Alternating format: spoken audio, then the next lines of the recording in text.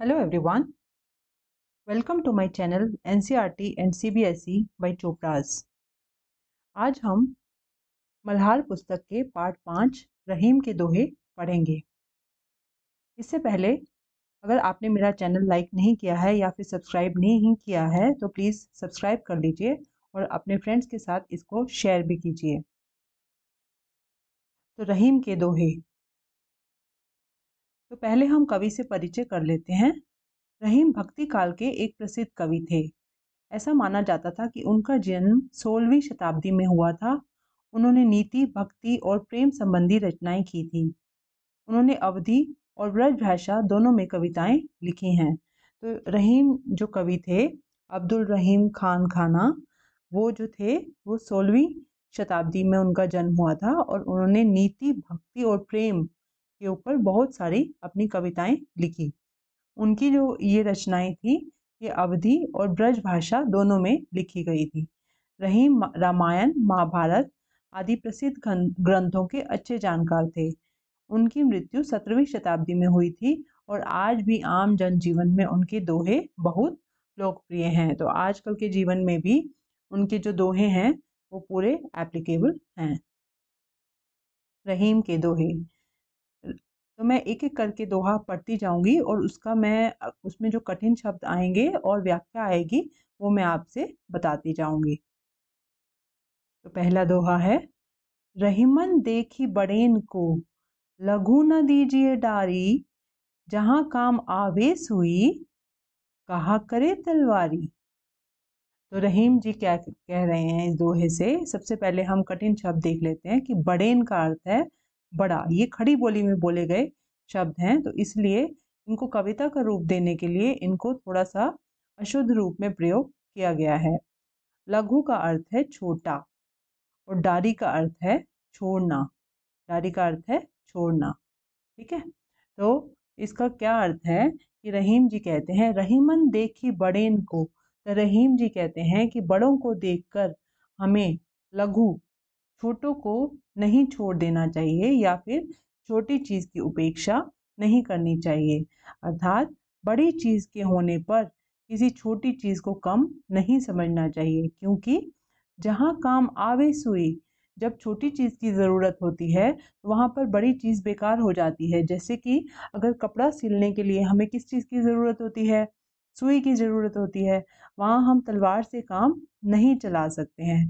तो कहने का अभिप्राय यह है कि किसी भी चीज़ को कम नहीं समझना चाहिए, क्योंकि हर चीज़ की अपनी अपनी जगह उसका अपना अपना महत्व होता है। तो रहीमन देखी बड़ेन को, लघु न दीजिए डारी, जहाँ काम आवे सुई, कहा करे तलवारी। दूसरा दोहा है, सरवर फल नहीं खात है, सरवर पियहि न पान, कही रहीम पर काज हित, संपत्ति संचहि सुजान। तो तरवर का अर्थ है पेड़ और सरवर का अर्थ है तालाब, सरोवर। पान यानी पानी और पर यानी दूसरों के, काज यानी काम, दूसरों के काम के लिए, और संचय यानी संचय करना या फिर इकट्ठा करना, और सुजान यानी अच्छे जन, सुजन। तो तरुवर फल नहीं खात है, जो पेड़ हैं वो अपने फलों को स्वयं नहीं खाते हैं, और सरोवर पिए ही न पान, और जो सरोवर है, तालाब है, वो भी अपना पानी खुद नहीं पीता है। कहीं रहीम पर काज हित, तो रहीम जी कहते हैं कि पर काज हित यानी दूसरों के काम के लिए ही जो सज्जन व्यक्ति है वो अपनी संपत्ति को संचय करता है, यानी वो हमेशा दूसरों के हित के लिए ही लगा रहता है। तो वही इंसान जो है वो सज्जन इंसान कहलाता है। तो तरुवर फल नहीं खात हैं, सरवर पिए ही न पान, कहीं रहीम पर काज हित, संपत्ति संचय ही सुजान। अगला दोहा, रहीमन धागा प्रेम का, मत तोड़ो छिटकाए, टूटे से फिर ना मिले, मिले गांठ परी जाए। तो छिटकाए का मतलब है छटक के या फिर झटक के, और परी जाए का मतलब है पड़ जाए। तो रहीम जी कहते हैं कि जो प्रेम का बंधन है वो धागे के समान होता है। धागे का यहाँ मतलब है कि वह बहुत ही डेलिकेट होता है, जिसे कभी भी झटके से नहीं तोड़ना चाहिए। बल्कि उसकी हिफाजत करनी चाहिए। कहने का तात्पर्य यह है कि प्रेम का बंधन बहुत नाजुक है, उसे कभी भी बिना किसी मजबूत कारण के नहीं तोड़ना चाहिए, क्योंकि जब कोई धागा एक बार टूट जाता है तो फिर उसे जोड़ा नहीं जा सकता। टूटे हुए धागे को जोड़ने की कोशिश में उस धागे में गांठ पड़ जाती है। तो जब भी हम अगर कोई धागा टूट गया है उसको दोबारा जोड़ने की कोशिश करेंगे तो उसमें एक गांठ पड़ जाती है, और वो जो है कभी भी एक नॉर्मल एक एक धागे की समान काम नहीं कर पाएगा। तो उसी प्रकार किसी से रिश्ता जब एक बार टूट जाता है तो फिर उस रिश्ते को दोबारा पहले की तरह जोड़ा नहीं जा सकता। तो रहीमन धागा प्रेम का, मत तोड़ो छिटकाए, टूटे से फिर ना मिले, मिले गांठ पड़ जाए। अगला दोहा है, रहीमन पानी राखिए, बिन पानी सब सून, पानी गए ना उबरे, मोती मानुष चून। तो यहाँ पर जो है सून का मतलब है सूना या फिर असंभव, और बिन का मतलब है बिन, बिना, बगैर। तो इस दोहे में रहीम ने पानी के तीन अर्थों में पानी को तीन अर्थों में प्रयोग किया है। पानी का पहला अर्थ है मनुष्य के लिए प्रयोग किया गया है पानी का जो शब्द है, जो जिसका मतलब है विनम्रता, कि जो रहीम जी कह रहे हैं कि मनुष्य को हमेशा पानी रखना मतलब ही शुड बी विनम्र, he should be very very gentle. जैसे कि पानी जेंटल होता है तो उसी तरह से मनुष्य को भी विनम्र होना चाहिए। पानी का दूसरा अर्थ है आभा या फिर तेज या फिर चमक, जिसके बिना मोती का कोई मूल्य नहीं। तो मोती के अंदर एक चमक होती है तभी उसका इतना महत्व है, उसका मूल्य है। और पानी का तीसरा अर्थ है जल, जिससे आटे को जोड़कर दर्शाया गया है। तो रहीम का कहना है कि जिस तरह आटे का अस्तित्व पानी के बिना नम्र नहीं हो सकता, जैसे आटा है अगर हमें उसकी रोटी बनानी है तो उसमें पानी डालकर उसको नम्र किया जाएगा, नरम किया जाएगा और तभी उसकी रोटी बनाई जाएगी। और मोती का जो मूल्य है वो किससे है, जब उसके अंदर चमक होगी तभी तो उसका इतना मूल्य कोई देगा। और उसी तरह मनुष्य को भी अपना व्यवहार जो है वो हमेशा पानी की तरह तरल विनम्र रखना चाहिए, जिसके बिना उसका जीवन व्यर्थ हो जाता है।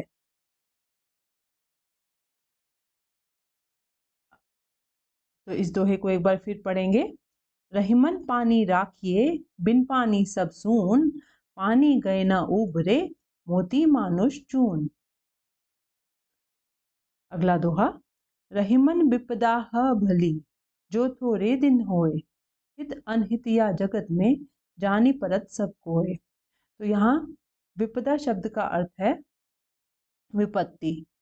तो रहीम जी कहते हैं कि अगर विपत्ति कुछ समय की ही है तो भी ठीक ही है। क्यों? क्योंकि विपत्ति में ही हित या अनहित कि संसार में हमारा कौन हितैषी है और कौन नहीं है, ये सब कुछ जो है पता चल जाता है। तो रहीमन विपदा ह बली, जो थोड़े दिन होए, हित अनहित या जगत में, जानी परत सब कोय। अगला दोहा, रहीमन जिह्वा बावरी, कही गई सरग पताल, आपू तो कहीं भीतर रही, जूती खात कपाल। तो यहाँ पे जिह्वा का क्या अर्थ है, जीभ, और बावरी का अर्थ है पागल, और कपाल का अर्थ है सिर। तो रहीम ने इस दोहे में ये कहा है कि जीभ से जो हमारे अनर्थ हो जाते हैं, जो हम अनर्थ शब्द बोल जाते हैं, उसके बारे में वर्णन किया है। इस संसार में अनर्थों के लिए बिना सोचे समझे किए गए व्यर्थ प्रलाप का कारण है जीभ, कि हम बेकार में कुछ भी शब्द बोल देते हैं। बातों से बिगड़ी हुई बात भी बन भी सकती है, या फिर बना बनाया काम बिगड़ भी सकता है। तो हमारी जुबान यानी हमारी बातें, यहाँ पे जुबान का अर्थ है हमारी बातें, हमारे बोलने का ढंग। तो रहीम इसी को स्पष्ट करते हुए कहते हैं कि जिह्वा, जो जीभ है वो बिल्कुल पागल है, उल्टा सीधा कहकर आराम से अंदर सरक सरक पताल मतलब अंदर सरक जाती है, यानी पाताल यानी अंदर, अंदर चली जाती है, लेकिन उसका परिणाम सिर को भोगना पड़ता है। तो उसका परिणाम जो है हमारे सिर को भोगना पड़ता है, जूतों की मार सहनी पड़ती है। जीवा को काबू में रखना चाहिए, नहीं तो उसका परिणाम भुगतना पड़ता है। तो अपनी ज़ुबान को, अपने कहने सुनने के ढंग को हमेशा हमें तोल मोल के ही बोलना चाहिए, नहीं तो हमें इसका परिणाम अच्छा नहीं भुगतना पड़ेगा। तो रहीमन जीवा भावरी कही गई सड़क पताल, आपू तो कहीं भीतर रही जूती खात कमाल कपाल सॉरी।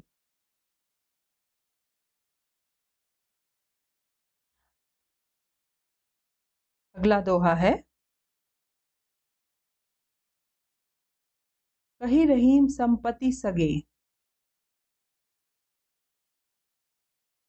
अगला दोहा है, कही रहीम संपत्ति सगे, बनत बहुत बहुरीत, विपत्ति कसौटी जे कसे, ते ही सांचे मीत। तो रहीम जी कहते हैं कि जब हमारे पास संपत्ति होती है तो हमारे कई सगे संबंधी रहते हैं हमारे साथ, लेकिन विपत्ति की कसौटी पे, यानी जब हमारे ऊपर विपदा आती है, मुश्किल की घड़ी आती है, जो उस कसौटी पे खरा उतरता है वो ही हमारे सच्चे मित्र हैं। जैसे कि इंग्लिश में कहते हैं, a friend in need is a friend indeed. तो जो विपत्ति के समय हमारा साथ दे वही हमारा सच्चा मित्र होता है। तो दोबारा इस दोहे को कहेंगे, कहीं रहीम संपत्ति सगे, बनत बहुत बहुरीत, विपत्ति कसौटी जे कसे, ते ही सांचे मीत। तो ये सब दोहे लिखे हैं अब्दुल रहीम खान खाना ने। अब हम प्रश्नोत्तर पे चलेंगे पाठ से, मेरी समझ से। नीचे दिए गए प्रश्नों का सबसे सही सटीक उत्तर कौन सा है, उसके सामने तारा चिन्ह बनाइए। रहीमन जिह्वा बावरी, कही गई सरग पताल, आपू तो कहीं भीतर रही जूती खात कपाल। दोहे का भाव है, तो इस दोहे का क्या भाव है वो हमें चुनना है और चुनकर उस पर तारा का चिन्ह बनाना है। तो सोच समझ कर बोलना चाहिए, मधुर वाणी में बोलना चाहिए, धीरे धीरे बोलना चाहिए, या सदा सच बोलना चाहिए। तो इसका सही उत्तर होगा सोच समझ कर बोलना चाहिए। तो यहाँ पे आप तारा का चिन्ह बना दीजिए। रहीमन देखी बड़ेन को, लघु न दीजिए डारी, जहाँ काम आवे सुई, कहा करे तलवारी। इस दोहे का भाव क्या है? तो इस दोहे का भाव में क्या क्या ऑप्शन दिए हैं देखते हैं। तलवार सुई से बड़ी होती है, सुई का काम तलवार नहीं कर सकती, तलवार का महत्व सुई से ज़्यादा है, और हर छोटी बड़ी चीज़ का अपना महत्व होता है। तो इसका सही जो अर्थ है, उसका भाव, इसमें जो भाव व्यक्त हुआ है वो यह है कि हर छोटी बड़ी चीज़ का अपना महत्व होता है। सुई और तलवार का तो उन्होंने एक उदाहरण के तौर पे यूज़ किया है। तो कई बच्चे कह रहे थे कि इसका अर्थ है सुई का काम तलवार नहीं कर सकती, वो भी ठीक है, लेकिन असल में इसका भाव पूछा गया है। तो भाव क्या है कि हर छोटी बड़ी चीज़ का अपना महत्व होता है। अब अपने मित्रों के साथ चर्चा कीजिए और कारण बताइए कि आपने यही उत्तर क्यों चुने। तो अब आप आपस में इस बारे में डिस्कशन कर सकते हैं कि हमें सोच समझ कर बोलना चाहिए ताकि बाद में पछतावा ना पड़े। तो और हर चीज़, बड़ी चीज़ का अपना महत्व होता है, अर्थात किसी को उसके रूप, आकार या आर्थिक स्थिति से नहीं आंकना चाहिए, क्योंकि प्रत्येक का अपनी अपनी जगह पर महत्व होता है। तो ये हमने जो उत्तर हैं ये इस वजह से चुने। अगला प्रश्न है, मिलकर मिलें करें मिलान। पाठ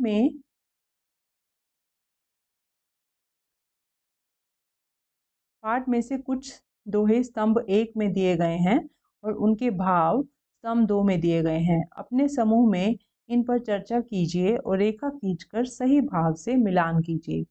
तो पहला है, रहीमन धागा प्रेम का, मत तोड़ो छिटकाए, टूटे से फिर ना मिले, मिले गांठ परी जाए। तो इसका सही मिलान कौन सा है? ये है, प्रेम या रिश्तों को सहेज कर रखना चाहिए। तो ये हम यहाँ पे इसको मिलान कर देंगे।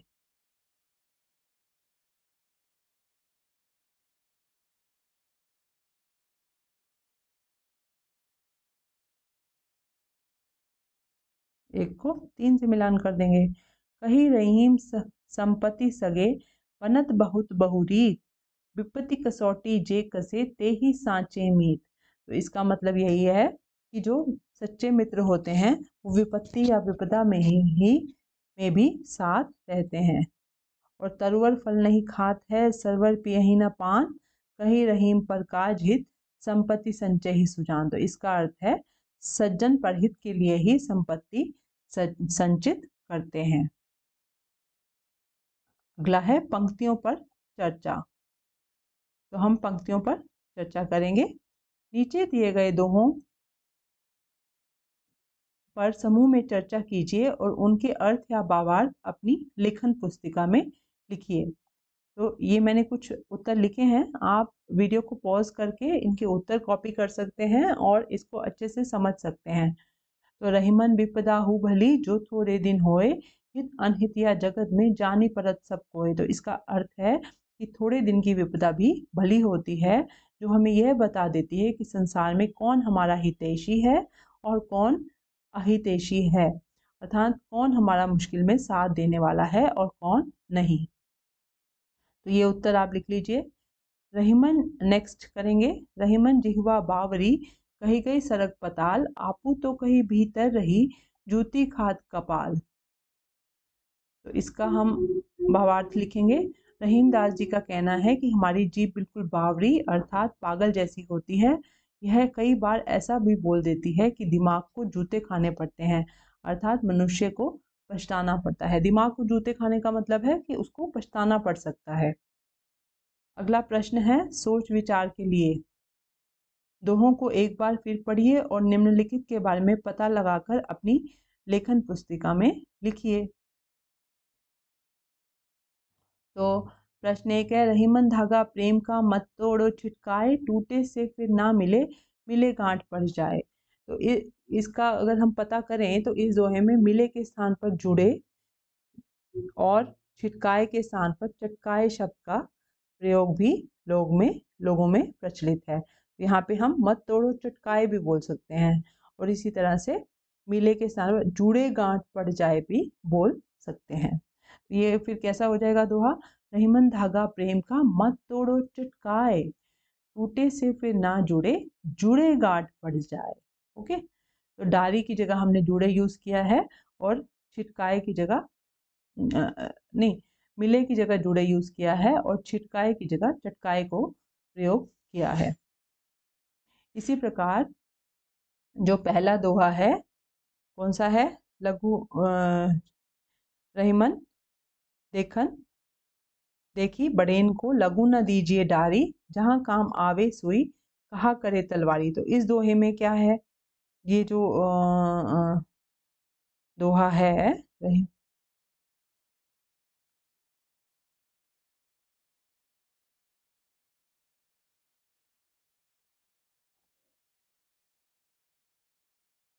तो इस दोहे में डारी के स्थान पर डार और तलवार के स्थान पर तरवार और चौथे दोहे में मानुष के स्थान पर मानस का उपयोग भी प्रचलित है। ऐसा क्यों होता है, तो ऐसा इसलिए होता है कि जब हम एक स्थान से दूसरे स्थान पर जाते हैं तो थोड़ी थोड़ी दूरी पर हमारी भाषा जो है वो बदल जाती है। तो इसलिए इन शब्दों का प्रयोग जो है उस स्थान के हिसाब से किया जाता है। जो प्रेम प्रेम वाला दोहा है कि प्रेम वाला कौन सा दोहा है, रहीमन धागा प्रेम का। तो इस दोहे में प्रेम का उदाहरण में धागे का प्रयोग ही क्यों किया गया है, क्या आप धागे के स्थान पर कोई अन्य उदाहरण सुझा सकते हैं। तो धागे का जैसे कि मैंने बताया आपको कि धागे की डेलिकेसी, उसका जल्दी ही टूट जाने का डर, वही डर प्रेम में भी होता है, तो वो भी बहुत डेलिकेट है। तो कवि ने प्रेम के टूटने को धागे द्वारा दर्शाया है। जिस प्रकार धागा धागा एक बार टूट जाए तो उसे जोड़ने के लिए गांठ लगानी पड़ती है, ऐसे ही प्रेम संबंधों में दरार आ जाए तो भले ही उन्हें फिर से जोड़ लिया जाए परंतु मन मुटाव रह ही जाता है।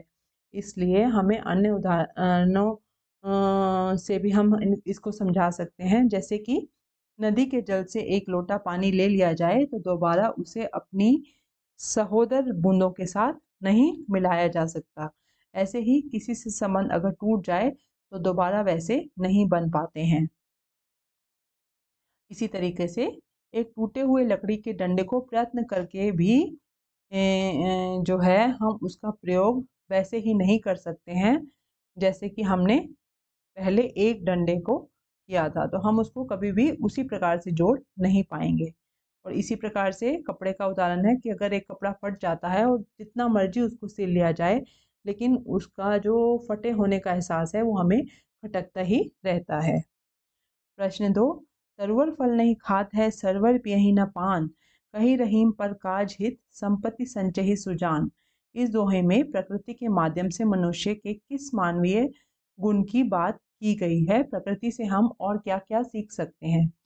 तो प्रकृति प्रकृति यानी कि यहाँ पे जो बोला गया है कि तरुवर फल नहीं खाता है, तरुवर मतलब पेड़, और सरोवर यानी तालाब, तो ये प्रकृति के ही उदाहरण है।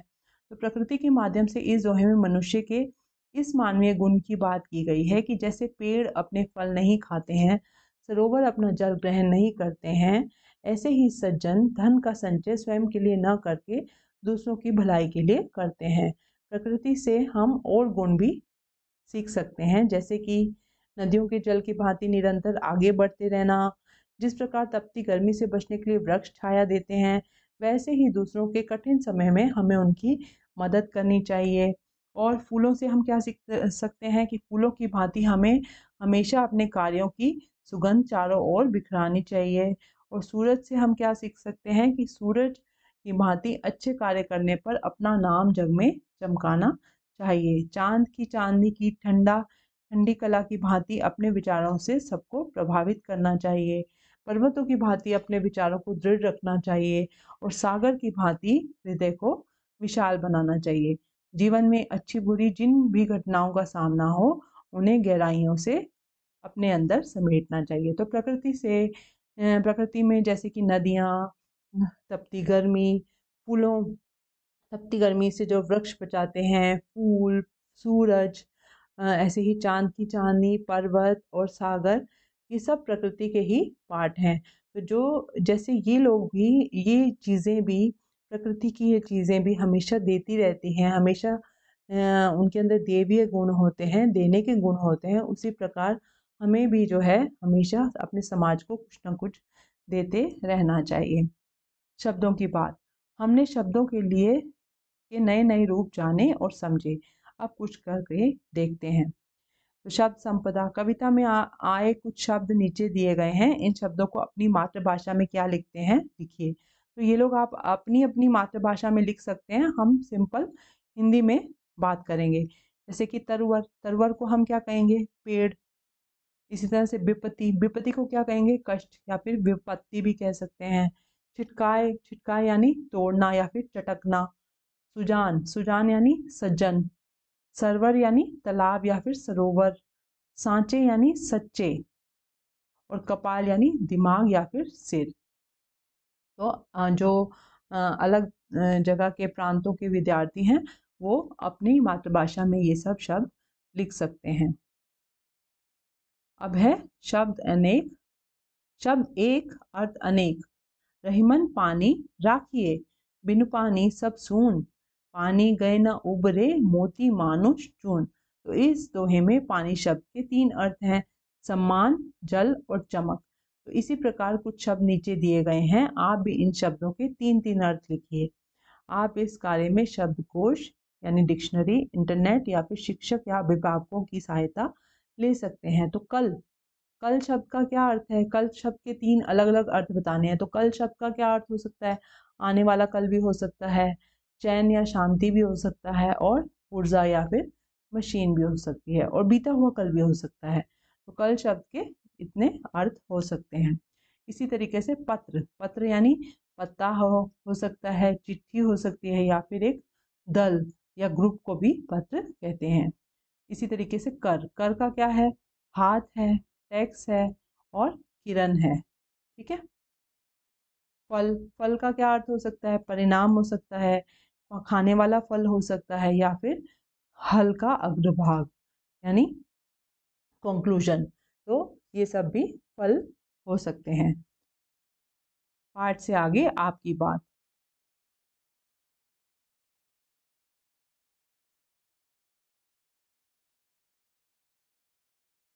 तो रहीमन देखी बड़ेन को लघु न दीजिए डारी, जहाँ काम आवे सुई कहा करे तलवारी।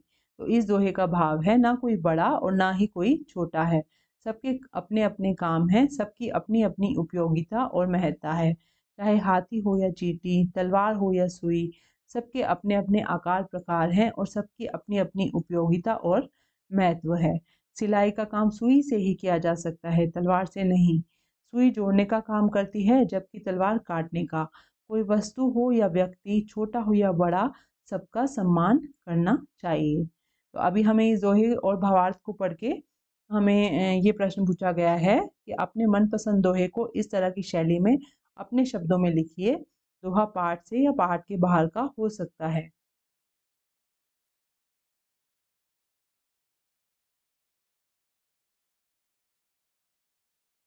तो ये एक एग्जाम्पल दिया है। बड़े बढ़ाई ना उत्तरह करे, बड़ो न बोले बोल, रहीमन हीरा कब कहें, लाख मेरो टको टके का मोल। तो रहीम जी कहते हैं कि जिनमें बड़प्पन होता है, बड़े बढ़ाई ना उत्तर करे, तो वो अपनी स्वयं की बढ़ाई कभी नहीं करते हैं, उनके कार्य उनकी कौशल को ही दर्शा देते हैं।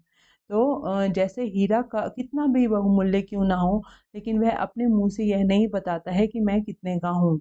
हमें भी अपने गुणों को दर्शाना नहीं चाहिए, वे स्वतः ही हमारे कार्यों के माध्यम से सबके समक्ष आ जाते हैं। तो जैसे प्रत्यक्ष को प्रमाण की ज़रूरत नहीं होती है, कि अगर आप प्रत्यक्ष ही ऐसा व्यवहार करेंगे तो आपको हर वक्त बताना नहीं पड़ेगा कि मेरे अंदर ये गुण हैं। तो जैसे कुशल खिलाड़ी अपने खेल से, बावर्ची अपने स्वादिष्ट पकवानों से, या अच्छा नर्तक अपने नृत्य से, श्रेष्ठ गायक और अपने गायन से, प्रतिभाशाली विद्यार्थी अपने परिणाम से ही जाना जाता है। तो उसको ये बार बार बताने की ज़रूरत नहीं है कि मैं बहुत प्रतिभाशाली हूँ। अगला है सरगम। रहीम, कबीर, तुलसी, वृंद आदि के दोहे आपने दृश्य श्रव्य का मतलब है कि देखने वाले यानी टीवी, और श्रव्य यानी सुनने वाले यानी रेडियो माध्यम से कई बार सुने होंगे। कक्षा में आपने दोहे भी बड़े मनोयोग से गाए होंगे। अब बारी है इन दोहों की रिकॉर्डिंग या फिर ऑडियो या विजुअल की। रिकॉर्डिंग सामान्य मोबाइल से की जा सकती है।